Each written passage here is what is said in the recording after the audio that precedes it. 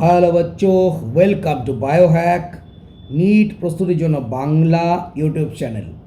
তো রিসেন্টলি এনটিএর নতুন আরেকটা স্ক্যাম বলো বা অপদার্থতা বলো, তার প্রমাণ সামনে এসছে। ইউজিসি নেট 2026-এর 3টে সাবজেক্টের পরীক্ষা ক্যান্সেল করে দিতে হয়েছে এবং নতুন করে পরীক্ষাটা আবার হবে।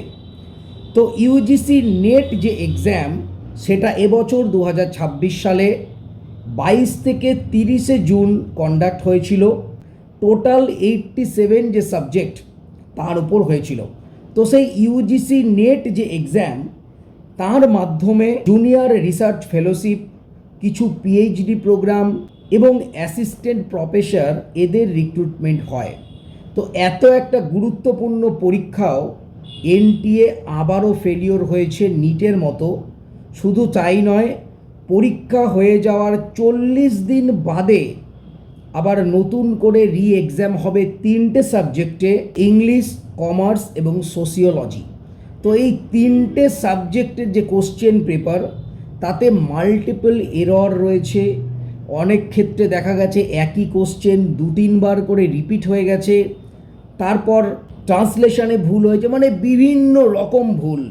শেষমেশ বাধ্য হয়ে আবার এই 3টে সাবজেক্টের পরীক্ষা নিতে হবে, ঠিক নিট পরীক্ষার মতো। তাহলে ভাবো, এক্ষেত্রেও লক্ষ লক্ষ স্টুডেন্ট বিপদে পড়লো এবং 40 দিন বাদে এনটিএ অ্যানাউন্স করলো যে আবার নতুন করে পরীক্ষা হবে। বারে বারে এনটিএ যে অপদার্থ সেটা প্রমাণ হচ্ছে। তা সত্ত্বেও সেন্ট্রাল গভর্নমেন্ট বলো, সুপ্রিম কোর্ট বলো, এনটিএকে বরখাস্ত করছে না। এটাই একটা চিন্তার ব্যাপার। এনটিএর প্রতি সাধারণ স্টুডেন্ট, গার্জিয়ান কারো কোনো ফেথ নেই। একের পর এক পরীক্ষায় একদম রীতিমতো বিপর্যয় ঘটাচ্ছে। স্টুডেন্টদের মানসিক যে পরিস্থিতি একদম পুরোপুরি ভেঙে পড়ছে। তোমরা জানো নিট পরীক্ষার পর কতজন স্টুডেন্ট সুইসাইড করেছে, আত্মহননের পথ বেছে নিয়েছে। এত বড় একটা আন্দোলন হয়ে গেল, কিন্তু এদের কোনো হেলদোল নেই। একটা ছোটো মোটো বা বড় কোনো রকম এক্সাম কন্ডাক্ট করার বিন্দু মাত্র ক্যাপাবিলিটি নেই এনটিএর। তাও এই এনটিএকে কিন্তু জোর জবরদস্তি রেখে দেওয়া হয়েছে। অবিলম্বে এনটিএর মতো একটা এই অপদার্থ যে সংস্থা, যে একটা সাধারণ পরীক্ষা কন্ডাক্ট করতে পারে না, তাদেরকে বাদ দিয়ে নতুন কোনো ক্যাপাবল সংস্থাকে আনা উচিত। শুধু নিটের ক্ষেত্রেই নয়, বিভিন্ন পরীক্ষায় এনটিএর এই যে পারফরমেন্স, এটা এক কথায় মেনে নেওয়া যায় না।